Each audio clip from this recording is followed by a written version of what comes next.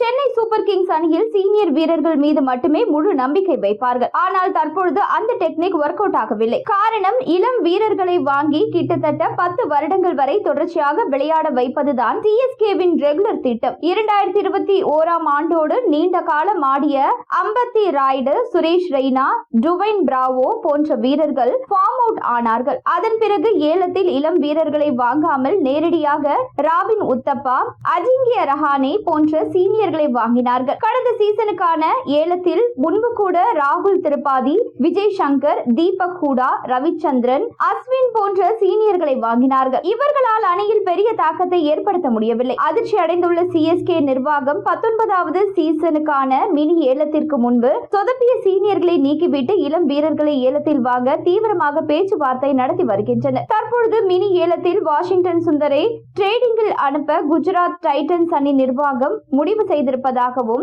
இதற்காக சிஎஸ்கேவிற்கு எந்த நிபந்தனையும் விதிக்கவில்லை என கூறப்படுகிறது. வாஷிங்டன் சுந்தர் நல்ல ஃபார்மில் இருந்தும் அணியின் காம்பினேஷன் காரணமாக அவருக்கு ரெகுலராக வாய்ப்பு வழங்கப்படவில்லை. கடந்த சீசனில் 6 போட்டிகளில் தான் விளையாட வாய்ப்பு கிடைத்தது. இவரை முழுமையாக பயன்படுத்த முடியாத காரணத்தினால் சென்னை சூப்பர் கிங்ஸ் அணிக்கு விட்டு கொடுத்து முடிவு செய்துள்ளதாக தகவல்கள் வெளியாகியுள்ளது. மினி ஏலத்தில் திறமையான இளம் வீரர்களை அணிக்குள் கொண்டு வரவே சிஎஸ்கே முடிவு செய்துள்ளது. ஏற்கனவே அணிக்குள் ஆயுஷ் மாத்ரே, டிவோல்ட் பிரேவிஸ் போன்ற வீரர்களை கொண்டு வந்துவிட்டனர். அடுத்த சீசனில் தோனி சில போட்டிகளில் மட்டும் விளையாடிவிட்டு ஓய்வு பெறுவார் எனவும் தகவல் வெளியாகியுள்ளது.